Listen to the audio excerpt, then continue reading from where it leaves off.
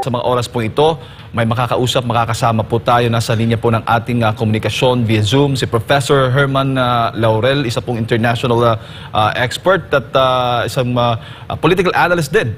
At pag-uusapan natin ang hinggil sa mga nangyayari dito sa ating bansa at maging sa ating sa labas ng ating bansa. Prof, magandang umaga po. Welcome po sa programang Pulso ng Bayan ng SMNI.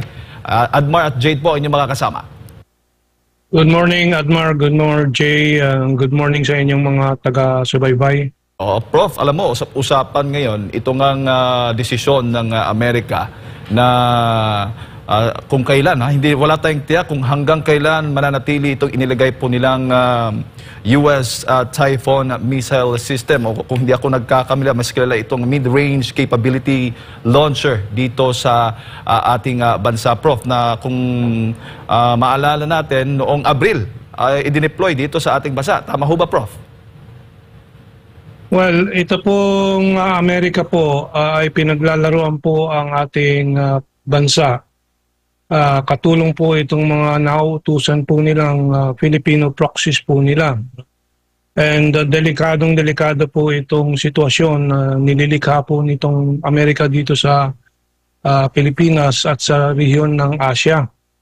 Ito po ay alinsunod po sa doktrina po ng Estados Unidos, yung tinatawag na Wolfowitz Doctrine, na kahit pa pong anong mangyari, wala silang papayagang tumapat po sa kanila, pumantay sa kanila bilang superpower, bilang world hegemon. Ay nakikita po natin ito pong after World War II, sunod-sunod na mga gera na ginagawa po ng Estados Unidos sa Asia, sa Middle East or West Asia, sa Europa ngayon, sa Ukraine, para pigilan ang mga mapayapa namang pag-unlad po ng ibang mga malalaking bansa tulad ng Russia, and dito sa Asia at China. Yun lang po ang dahilan nila na ayaw nilang magkaroon ng kapantay sa poder sa mundong ito. Kahit po mapayapa tulad ng China, at natural na nagpapalakas lang po ang China para sa kapakanan ng sariling bansa at sa kanyang rehiyon at sa mundo po natin. Positibo po, pero hindi po pumapayag ang Amerika na ito'y mangyari. So ito pong nakikita natin na double talk ng Estados Unidos at ng mga Filipino proxies nila about this balikatan missiles na dinala po dito noong Abril. At sinabi ng malinaw po ng ating Army spokesperson noong Hulyo, US missile system to be removed from the Philippines by September, itong buwan na to. Pero dumating po ang September, talagang pumihit po ang Estados Unidos, as reported by Reuters and many other sources, and by US military spokespersons too, that the missiles will be staying in the Philippines for a while. Yung for a while po, pwedeng 2 taon, pwedeng 5 taon, pwedeng hanggang dumating ang gera na dinidisenyo ng Estados Unidos. And very unfortunately, yung ating mga official security establishment leaders like the retired General Anyo na ngayon ay head ng National Security Council po, ay niloloro, pinaparot, ine-echo yung sinasabi ng Amerika po ngayon na hindi po gagalawin ngayon yung nandiyan na po na missile launchers, yung Typhoon missile launchers ng Amerika. Ngayon, ang pangalawang puntos na importante po dito ay ito po ay kanilang pinapanatili dito, at ngayon actually tinetraining po ang Filipino operators po nito galing sa ating armed forces. Yan ang dahilan po kung bakit pinahaba po nila yung paglalagay po nitong missiles nito, so that anytime the Americans are ready, meron silang personnel na makakapagmando po nitong mga to. Unfortunately, of course, for the Filipinos, it is useless for national defense because only the Americans can use it for their interests, for their whatever purposes they may have. Kasi po, ito ay lahat kailangan may satellite guidance, may priming ng mga cruise missiles, halimbawa na ilo-launch dyan sa Typhoon missile launchers. And so it's really for the American use, why the Philippine authorities today are accepting this, because nag-warning na po ang Russia nung Hulyo pa po. Si President Putin ng Russia ay nasabi nga na yung mga missiles dito sa Pilipinas makes it a satellite client state of the Americans, and this will put it in the crosshairs of Russia. Ang North Korea walang sinasabi, pero behind what Russia is saying is really North Korea also, dahil po ang gagawa po ng kanilang mga depensang aksyon ay North Korea dito sa region and before the Russians enter the picture.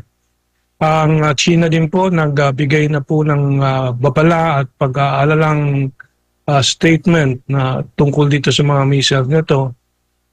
Dahil po these are directly aimed at sa aking pagkaalam, ito po ay nakalagay sa may lawag na napakalapit po sa Taiwan at sa southern coastline po ng China, kung saan ang industrial base po ng China ay nakalagay. Yung mga industriya nila ay nandyan sa Guangdong, sa Shenzhen, sa Fujian, and so on.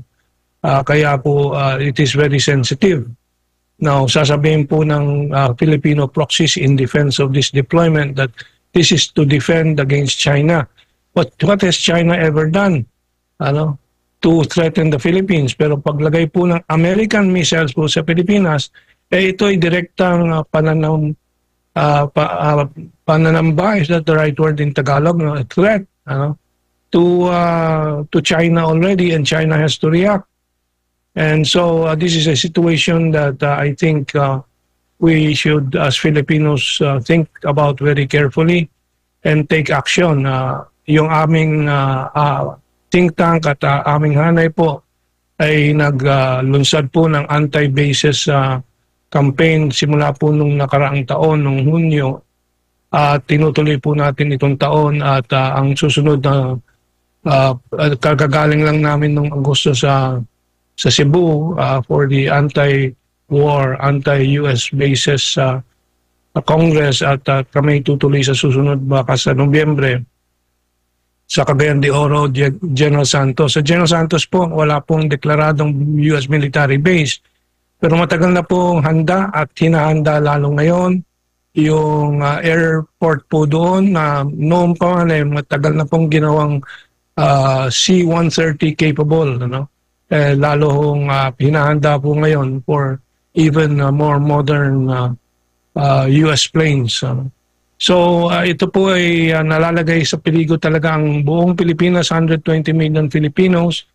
And it can be as near as next year, kasi two years ago may American general, si Minian, nasabi ang gera laban sa China ay magsisimula sa 2025. Pero yung iba naman sabi 2026, yung iba naman the latest that I have monitored is 2027. Alam po ninyo, ang Amerika po ay dehado po sa defense capability dito sa rehiyon natin sa China. Kaya naghahabol po ang Estados Unidos. Ang Navy po ng China at Coast Guard po ay mas malaki po kaysa sa Estados Unidos, at nakakonsentrate po dito sa rehiyon na to. Kaya wala pong laban ng Estados Unidos sa labanan sa China. I think that's also very clear sa ating nakikita po sa girian dyan sa mga Escoda Shoal at sa Ayungin Shoal, na ang Amerikano po ay umaatras sa mga pangako na i-escort ang mga ships natin. Kaya po ang ginagamit po nila ang Pilipino at Pilipinas po dito sa kanilang agresyon dito sa rehiyon po natin. Let us be reminded that ASEAN is keeping quiet, but they are very, very unhappy with what the Philippines is doing, allowing itong mga missiles po dito sa sa teritoryo ng Pilipinas, at nagiging magnet po sa kaguluhan, tensyon, init ng ulo tungkol dito sa mga missiles na to, at baka eventually pati ang buong Asia at ASEAN mahigop po dito sa problemang ito. Yes, Prof. At yun nga ang issue dyan dahil walang immediate plan yung Amerika na tanggalin yan ang itong missile launcher na ito na nabanggit mo nga nasa sa Lawag. Ang tanong ngayon, kung sakali mang matutunan ng mga Pilipino yung itong kagamitang ito, may posibilidad ba na ibibigay ito sa atin? Hindi po, kasi even now, ang suggestion po ng Amerika ay bilhin po ng Pilipinas po ito. Ano? And sunod naman kaagad itong si Gibo Teodoro, Defense Secretary, dahil po natapyasan po ang ating defense budget kasi talaga namang hirap na hirap po ang bansa sa budget po natin at pati ang ating mga ginto na reserve na pangsuporta po sa ating peso at sa ating ekonomiya ay nagbebenta na po, ano, napalihim, mabuti lang na-report na po sa publiko. So ang ekonomiya natin talagang napakasamang masama, ano. Pero pati itong mga missiles, gusto po ni Gibo, buy now, pay later plan. Ano. Ito pong lahat ng skema po ng Amerikano po ay kasama na po ang negosyo ng Amerikanong defense industry po dyan. Yan ay paulit-ulit kong pinapaalala sa taong bayan. Pati free trade agreement, ayaw po pag-usapan ng Amerika. Free trade agreement with the Philippines and the US, between the Philippines and the US, dahil po kailangan natin mag-export para masportahan po ang ating mga magbubukid, mga fruit growers and so on. Pero kahit free trade agreement, ayaw man upuan ng US with our trade officials. Ang gusto nila po, ang inaalok po nila, yung mga armas, yung mga warplanes, $33 billion po ang nilalatag nilang mga offers sa Pilipinas. Of course, you can pay the next 20 years, 25 years as if kaya po natin even today to even think about that. No? So, yan. Buy now, pay later naman ang iniisip ni Gibo Teodoro. Pero Prof, ito bang missile launcher na ito nag-iisa lamang? Ilang ano ba, batay sa monitoring mo, nalalaman mo hinggil sa mga ipinadala, i-deploy ng Amerika dito sa ating bansa? Well, wala po tayo nakikitang impormasyon kung ilan po ang nilapag po dito nung balikatan exercises po nung Abril. No? We just get reports that these launchers are here. I suppose sikreto po nila kung ilan po at kung meron pang ibang dumarating, we don't know. So napakarami pong mga sikreto po itong mga US military bases po sa Pilipinas. Kaya pinagbabawalan nga tayo mga usisa po diyan sa area na yan. So we don't really know how many. But certainly kung nag-aalala na po ang Russia at ang China, ito po ay sufficient numbers to make them concerned and consider it a threat. Oo, at bukod nga sa bilang banta sa China at sa ibang lugar din, 'di ba? Sa ibang mga bansa, ang mga ganitong uri ng mga mid-range missile launcher ay talagang nakaka-alarma, nakakabahala. Yes. Well, ang Russia, malayo-layo kaysa sa China, pero nag-aalala kaagad ang Russia tungkol dito sa missiles na to. I've been reviewing yung ranges ng mga missiles na to. And of course, ang primary immediate nakikita po ng mga analysts na target ay Southern China. But obviously, it can reach as far as certain targets in Russia. And of course, North Korea.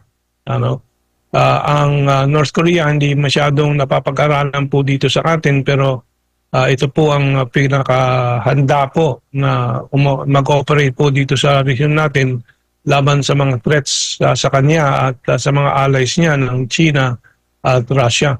Paano po, ano pong mga reaksyon naman ng mga kapitbahay nating mga bansa hinggil nga dito sa mid-range missile na ito? Well, ako I'm in touch at I have regular meetings with some ASEAN countries who are very polite and very quiet pero nababanggit po talaga sa akin. I can name one country siguro that I have been communicating with or has been communicating with me about these concerns dahil po sa think tank natin, yung Asian Century Philippine Strategic Studies. At malinaw po sa kanilang mga binabanggit po sa atin na alalang-alala po sila dahil po mapayapa po sabi nila ang ASEAN ngayon. Lahat ng mga bansa ay nakikinabang po sa pagbangon po at pagprogreso ng China. Ang Indonesia may fast train na, ang Malaysia may East Coast rail line patungong norte, patungong Thailand and all the way to China. Ang Laos may bagong trend din from Laos to China. Everybody is, of course, China is the top trading partner, almost $1 trillion per year with ASEAN. So everybody is very happy with the situation here. Ang naiiwanan po ang Pilipinas dahil po kumalas po doon sa mga kasunduan sa China.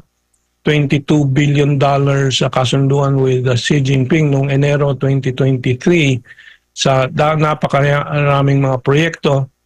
At yung ibang mga proyekto talagang kinanselan na po dito. Yung Mindanao Rail, 1,100 kilometer circumferential Mindanao Rail. Bicol Express, yung pag-aayos po ng Bicol Southern Railway po.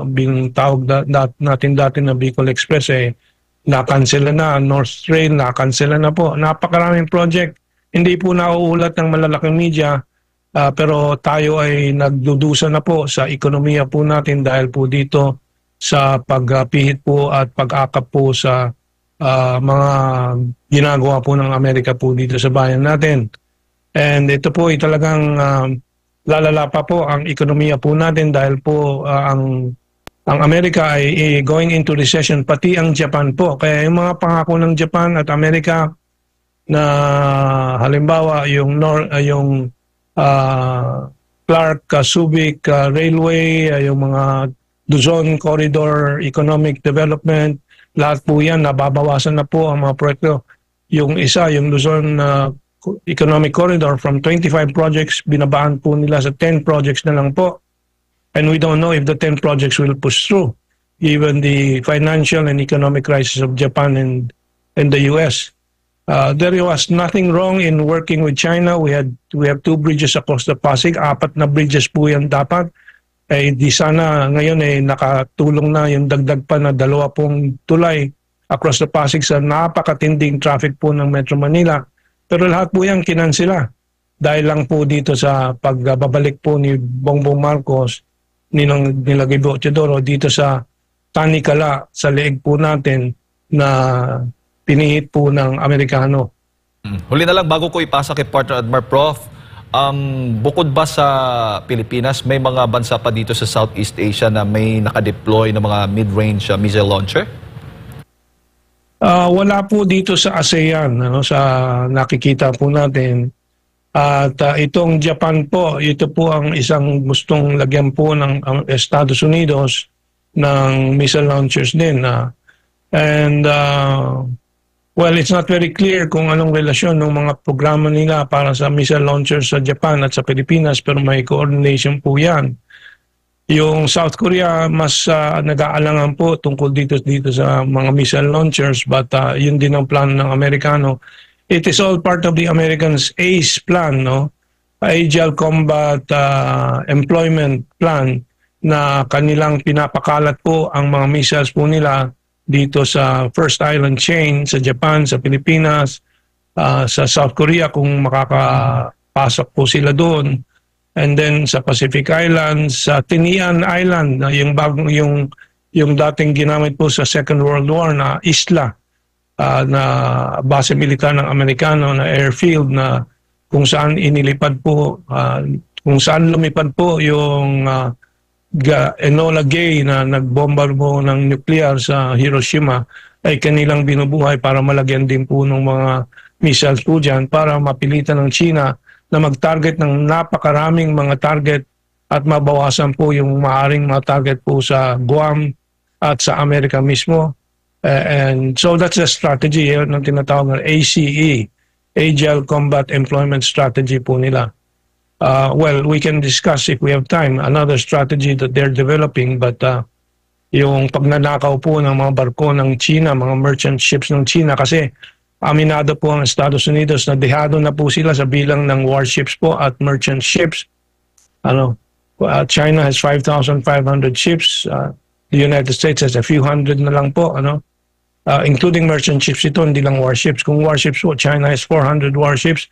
America has 280 to 300 warships na lang po. So, talon-talon na po ang Amerika kung ano-anong mga stratehiyang iniisip nila para mailunsad po nila yung laban sa China. But so far, they're not being successful. But that is the reason why they're doing this. So, maraming ibang areas po nilang i-deploy ang mga missiles po nila, but I don't think it's going to succeed anyway. Prof, magandang umaga, si Admar po ito. Yes, Admar. Baliktanaw lang tayo noong 80s kasi minsan ang nag-deploy ng mid-range missile ang Estados Unidos dyan sa Europa, particular sa Germany na ikinabahala ng husto talaga ng Russia at maaring maging mitsa nga dito sa nuclear war, pero hindi po ito na ituloy at nagkaroon nga ng INF Treaty. Ano po ba yung reason, sir, kung bakit nag-deploy noon ang Estados Unidos doon sa Germany? Tapos ano yung naging dahilan, bakit nagkaroon ng treaty? At kailan ba ito na nabuwag, no, ang kasunduan dito po sa mass production nito mga mid-range missile launchers po? Well, yung INF Treaty, yan ay nabuwag sa initiatibo po ng Estados Unidos at hindi po ng Russia.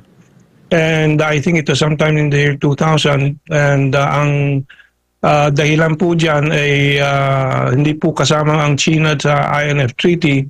At ang Estados Unidos noon pa man po may strategiya na po na mag-deploy po dito sa Asia nitong intermediate range missiles, ano?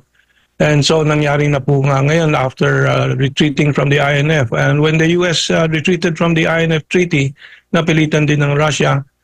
And of course, yung deployment ng missiles ng Estados Unidos sa Germany is a threat to Russia. But when this was proposed to be installed also in Ukraine, doon po nagsimula po talaga ang paghahanda po ng Russia dito sa gera nila sa Ukraine, ano?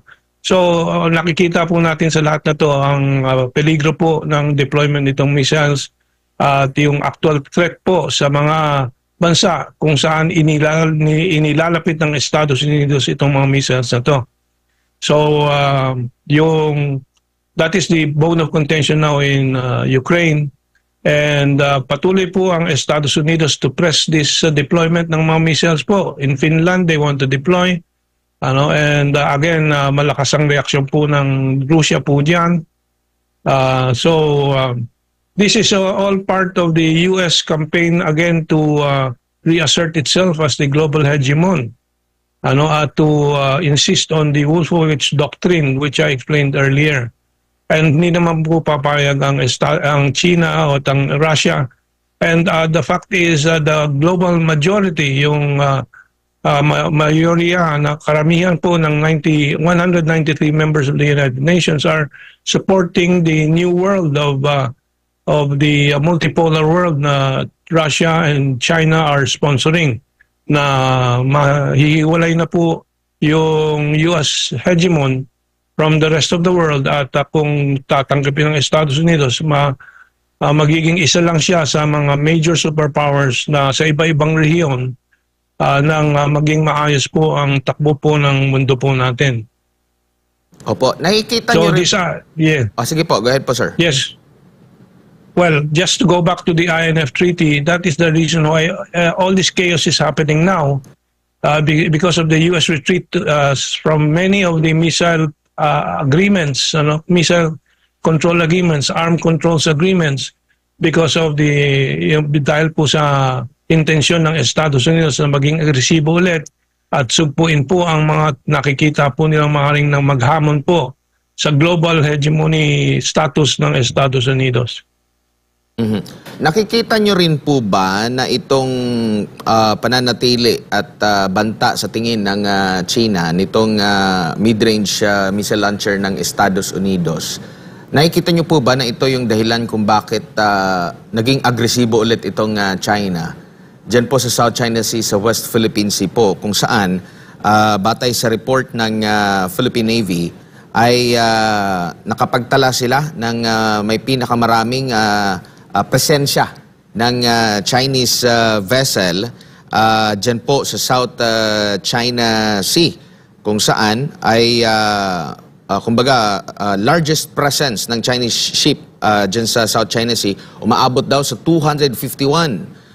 Halo-halo na ito, China Coast Guard, yung kanilang Navy, People's Liberation Army Navy warships, at yung mga Chinese maritime militia vessels. Kung hahambing ito sa same period, di hamak na mas mataas ito ngayon. Nakikita niyo po ba na isa rin itong dahilan kung bakit mas the more na naging aggressive ngayon ang China? Well, kasama na po yan, dahil po malinaw naman na po sa China ang strategiya ng Estados Unidos nung dekadang 2000 pa at yung ending ng the last century, yung nakaraang siglo, na merong containment of China, building around 400 bases around China to contain China. Malinaw naman po sa pagkaunawa po ng China na yan po ang strategiya ng Estados Unidos. But itong issue ng territorial claims po ay red line po din sa China po yan, lalo-lalo na sa South China Sea at China Sea in general. Ang hindi po nababatid po ng marami po, ang perception po ng China sa South China Sea ay strategic defense corridor po yan, or region, buffer region. Parang ang tingin po ng Russia sa Ukraine, halimbawa, buffer region, parang security perimeter. Dahil po sa kasaysayan po ng China po, 400 invasions of China succeeded from the, or were launched, and many succeeded from the South China Sea. Yung invasion po ng Japan ng China po ay nanggaling sa dagat. Yung invasion po ng Western powers in the 18th century of China that caused the loss of Hong Kong, caused the loss of part of Shanghai, Tianjin, and some other parts of, and caused the century of humiliation to China, came from the gunboats of the Western powers, Britain, America, Germany, na dumaan po sa South China Sea. Kaya po, that is a security issue po for China talaga. Hindi po naunawaan po yan. Which brings up the question why, for example, Vietnam is the most aggressive in acquiring islands and features po sa Sprat list po, pero hindi po negatibo ang China po sa ginagawa ng Vietnam. Kasi po, walang alliance po ang Vietnam sa Amerika. Pero ang tingin po ng China dito sa ginagawa po ng gobyerno po ni BBM dyan sa South China Sea ay bilang isang instrumento lang po ng Estados Unidos, yung aggression ng Estados Unidos, and they are being given many reasons to believe it.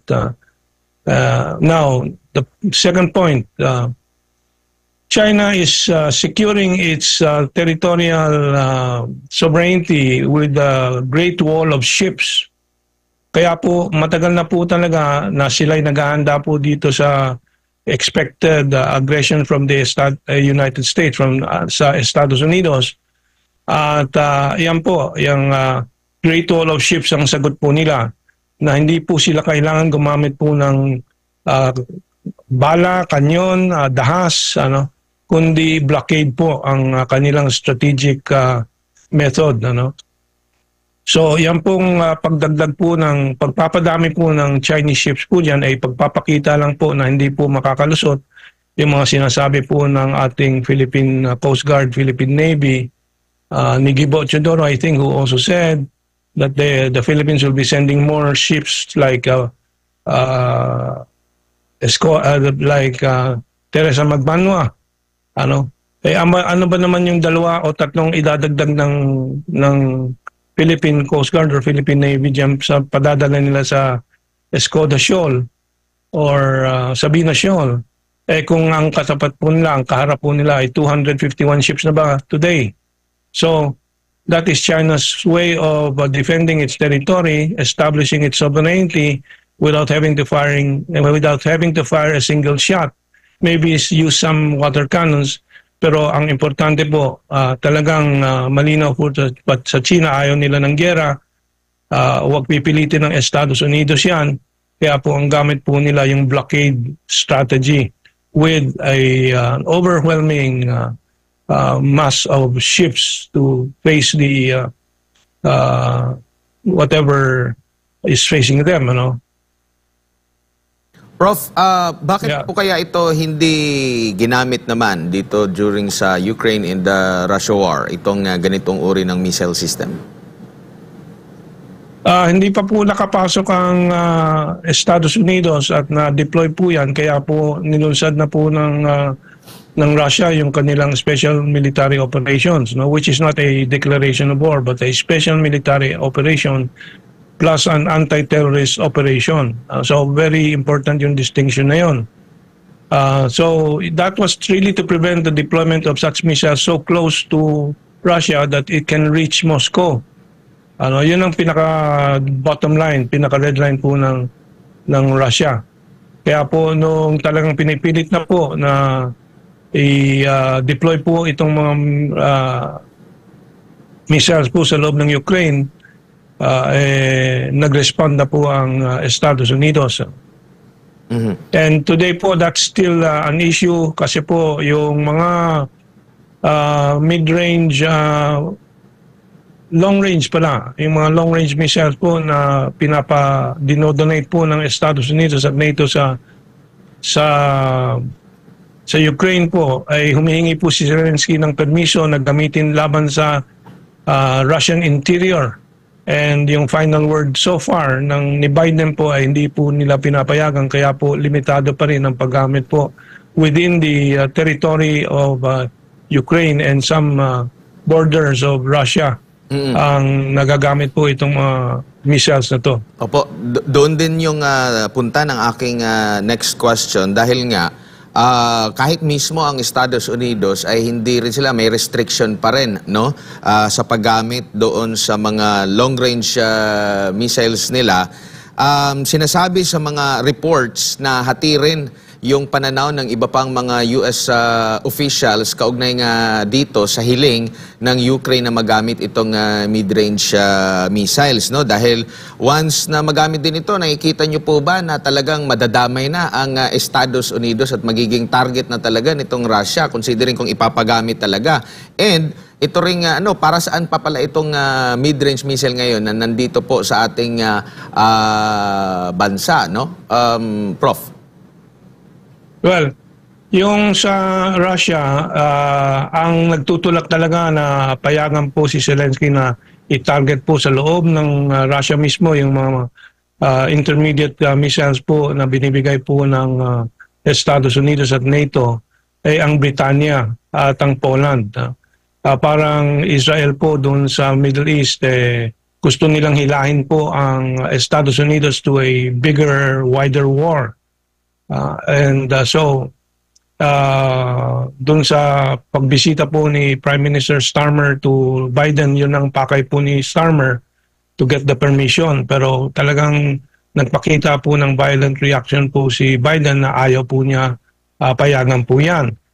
From the discussions I have been monitoring ng Western analysts, mukhang ang Pentagon mismo ang siyang nag-abiso po kay Biden na red line po yan na hindi dapat tumawid po ang Estados Unidos. Dahil po nagsalita po si Putin and sabi niya, at saka si Lavrov, foreign minister ng Russia, na may mga handa na pong sagot ang Russia po dito sa kung gagawin po, kung papayagan po. And ibig sabihin po talagang tatargetin na po ang NATO countries na may dulan na mga missiles na yan na pwedeng i-deliver sa Ukraine. And pati ang Estados Unidos, ang US bases sa Europe, kung hindi pa man US mainland, ay magiging targets na po, ng not yet nuclear weapons, but hypersonic 25 Mach speed Avangard at saka yung mga pinaka-advanced missiles po ng Russia, and which has the impact of a nuclear weapon also, impact ng nuclear weapon but not yet nuclear weapons. So. In fact, there's a very important book now that has been released, no, by Annie Jacobsen, a nuclear war scenario na very popular ngayon sa kanluran. Kasi po, yun ay kanyang pinapakita po kung ang impact po ng nuclear war sa mundo. But anyway, that's a digression. So, yan pong pagpigil po ni Biden po dito sa mga pag-launch laban sa Russia na ni Zelensky ng mga missiles ay isang malaking pagkakataon na ating ipaliwanag sa mundo na talagang kailangan atrasan na po itong mga gera-gera na to. Dito naman sa rehiyon natin, it's the same issue din. Pag ipinilit po ng Estados Unidos at ng Filipino proxies ng Amerika po, itong advance po nitong ACE, Agile Combat Deployment, anyway, yung letter E. Employment, sorry. Ganyan din po mangyayari po dito, and China will be forced to react. And ano po yung nakikita ninyong maaring epekto, no?